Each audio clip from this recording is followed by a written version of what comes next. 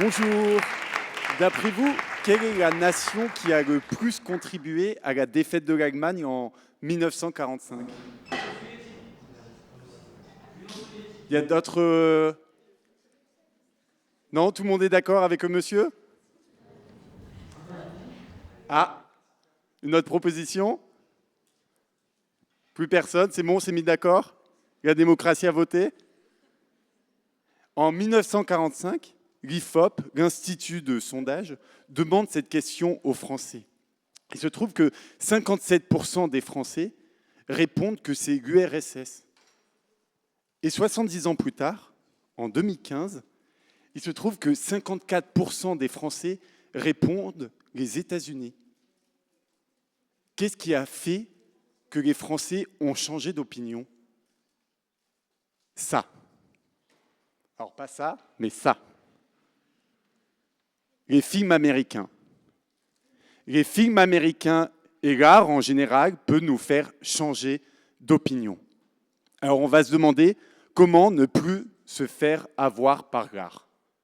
Donc moi je m'appelle Maxime Lambert, je suis comédien, metteur en scène et acteur, je l'ai déjà dit, et auteur. Je suis comédien, metteur en scène et auteur. Et en 2024, je mets en scène un spectacle qui s'appelle Le Jeu de la Vérité. Le Jeu de la Vérité, c'est un spectacle concept. Alors qu'est-ce que c'est un spectacle concept? Tout ça est un concept. Le Jeu de la Vérité, c'est un spectacle où le public pense assister à un tournage d'émissions télévisées. Donc il rentre dans la salle, on sépare le public en deux. Il y a ceux qui vont participer au jeu télévisé et il y a ceux qui vont regarder. Le jeu est assez simple. Un présentateur, une question, et à chaque question, la personne qui joue, les personnes qui jouent, doivent décider entre 3 réponses où se ranger.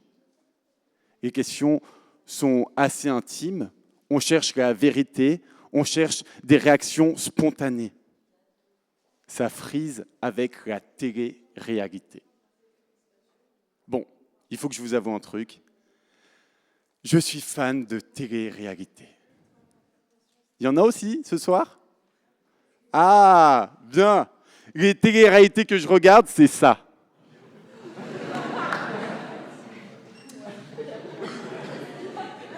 Il y en a qui reconnaissent, hein. On va pas commencer à dire tous les candidats, je pense que... Et donc, il se trouve que je regarde ces télé-réalités parce qu'à 16 ans, moi, petit gamin de campagne qui vient du sud de la France, les Marseillais, par exemple, je sais d'où ils viennent. Je connais leur accent, je sais ce qu'ils disent, je comprends leur expression, mais surtout, je connais leur métier. Ils sont barman, mécaniciens, coiffeurs, esthéticiennes. Alors que moi, comédien à 16 ans, pour moi, ça n'existe pas. Hein. Ce n'est pas un métier. Je découvre ça dans une classe au collège, comme à peu près tous les gamins de campagne. Et alors à ce moment-là, je me dis, je vais me renseigner sur cet art, le théâtre. J'allume ma télévision et je tombe sur les Molières. Et là, je ne me suis jamais senti autant exclu de la télévision. Je ne comprends pas leurs blagues, je ne sais pas qui est qui, alors je zappe et je regarde la dernière engueulade de Thibaut et Chana. Des années après, quand je crée ce spectacle concept, le jeu de la vérité, je me replonge dans la télé-réalité et j'apprends que la productrice de ces émissions-là, celle qui a ramené la télé-réalité en France, a dit, lors d'une conférence de presse des Ch'tis, pour ceux qui connaissent, elle a dit ça. Les candidats ont été castés pour leur accent fort.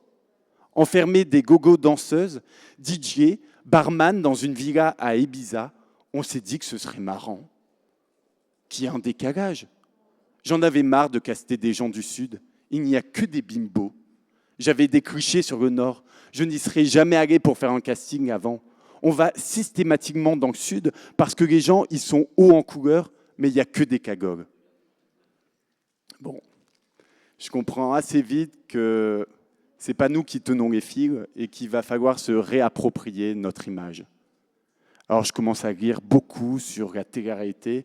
Je lis une autrice qui s'appelle Constance Villanova, qui est journaliste indépendante et qui écrit ça dans son bouquin. Les Marseillais, les princes et les princesses de l'amour, les anges de la télé-réalité ou la villa des cœurs brisés, c'est cette télé-réalité que l'on voit tous les jours sur les chaînes de la TNT. Elle modifie notre façon de nous mettre en scène. Elle glamourise le grand déballage de notre intimité. Elle contamine le corps des jeunes femmes qui, matraquées par des clichés de candidates au ventre lisse, aux fesses sculptées à la Kim Kardashian, en viennent à passer le cap de la chirurgie esthétique. Elle se loge insidieuse dans les complexes des ados, dans ce nez trop gros, cette poitrine trop plate. Elle romantise l'amour passionnel et banalise les violences sexuelles.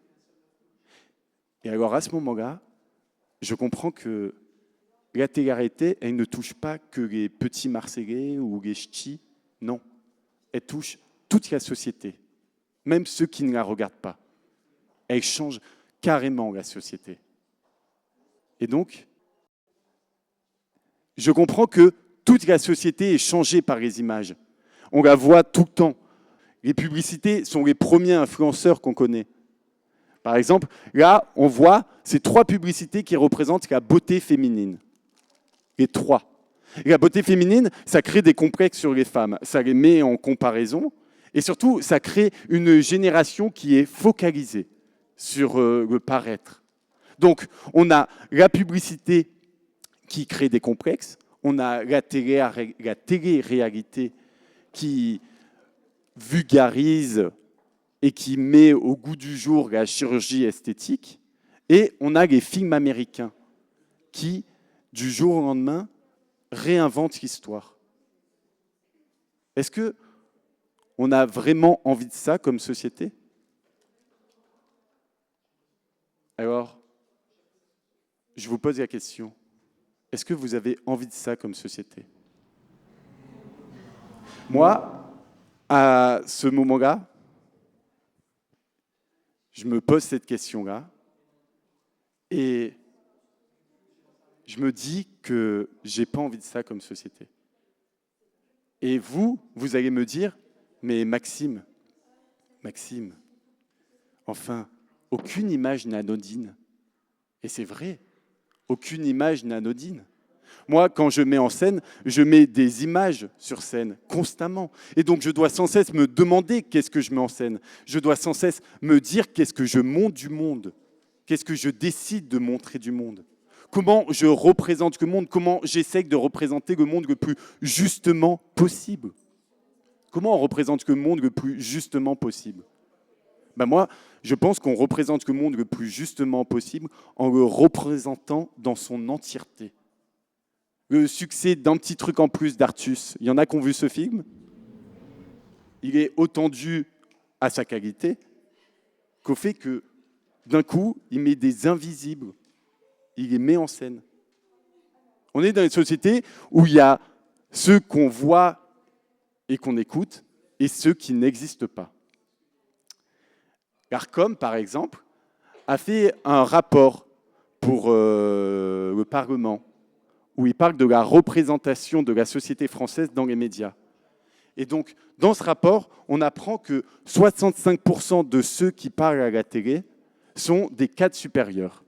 65% de ceux qui parlent à la télé sont des cadres supérieurs. C'est-à-dire, si on prend cette salle, 65%, comme il y a un peu de vide là-bas, on va se dire à peu près là. Donc, beaucoup plus que la moitié. Le reste, c'est toutes les autres catégories sociales, dont 2% d'ouvriers. Bonjour les ouvriers. Bonjour. Pourtant, dans la société, les cadres supérieurs représentent 28%. Donc 28%, c'est... Je vous laisse imaginer. Et oui, il se trouve que moi, gamin d'ouvrier, j'ai changé de classe sociale. J'ai pu avancer dans les classes sociales. Et maintenant, on me donne un micro, on me permet de parler. Et donc, en ayant ce micro aujourd'hui, j'ai envie de dire ça à tous les gens qui m'écoutent, à tous les jeunes à qui on empêche de rêver. Rêvez grand. Si la porte est fermée, passez par la fenêtre. On a besoin de vous dans toutes les sphères de la société. C'est vous qui allez changer l'imaginaire collectif. Et moi, dans mon travail, je ne fais que ça. Changer l'imaginaire collectif, remettre au centre ce qu'on n'entend pas. D'ailleurs, en 2022, dans un texte que j'ai écrit, l'avant-propos, j'écris ça. Je ne souhaite blesser personne avec mes mots. Je ne suis pas dans le combat. Je ne suis que l'ailleurs. Je suis de ceux qui regardent, qui voient tout, mais qu'on n'interroge pas, qui ne sont pas intéressants pour les médias, pas intéressants pour grand monde, trop modérés dans un monde trop extrême. Je ne suis pas de ceux qui prennent le micro pour dénoncer, mais de ceux qui analysent en écoutant. J'analyse seulement la société et essaye de la comprendre. J'écris pour comprendre ce que je ne comprends pas, pour me mettre à la place de ceux que je ne comprends pas. Je déteste ne pas comprendre. Je ne suis pas la justice ou le FBI. Je ne cherche pas la vérité ou le savoir. Je ne cherche qu'à me déplacer, à m'imaginer à notre place que c'est qui nous est assignée pour ne pas mourir bête. Alors voilà ce que je fais dans l'art. Le dernier spectacle que je mets en scène, c'est l'histoire d'une jeune fille qu'on a tous eue dans notre classe, à qui personne ne parle, mais que tout le monde insulte. Il n'y a rien sur le plateau. Un banc et 3 actrices. Parce que cette histoire, on la connaît tous. Elle fait partie de notre imaginaire collectif. Alors je laisse la place au spectateur de mettre ce qu'il connaît de cette fille. Je laisse la place au spectateur de se mettre à la place de cette fille pour ne pas mourir bête. Mon plus grand rêve, c'est que le spectateur, il puisse parler dans les spectacles, il puisse exprimer ce qu'il ressent, il puisse changer même peut-être que le spectacle. Mon plus grand rêve, c'est ça. C'est que le spectateur ne soit plus assis et se tait. Parce que ça, c'est un code social, c'est un code bourgeois. De dire à quelqu'un, tu t'assois et tu te tais, ça fait que plein de gens ne viennent plus dans les spectacles, parce qu'ils ne se sentent plus à leur place.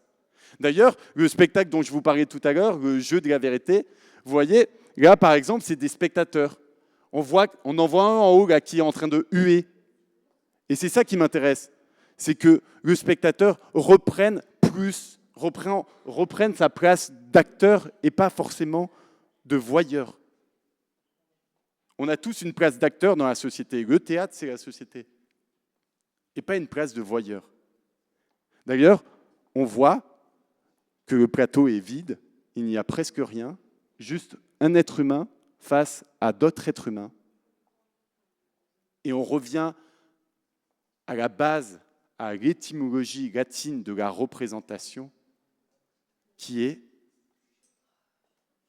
action de mettre sous les yeux. Vous ne pouvez plus dire que vous ne savez pas que la société sous-représente la plupart des personnes, puisque vous l'avez sous les yeux. Vous ne pouvez plus dire que vous ne savez pas ce que c'est d'être une fille et se faire insulter constamment, puisque vous l'avez sous les yeux. Vous ne pouvez plus dire que vous ne savez pas que l'art est utile et qu'elle peut changer le monde en bien ou en mal, puisque je viens de vous le démontrer. Bref, le but de l'art est de représenter tout et tout le monde pour que plus personne ne dise « Ah, ça, je ne le savais pas ».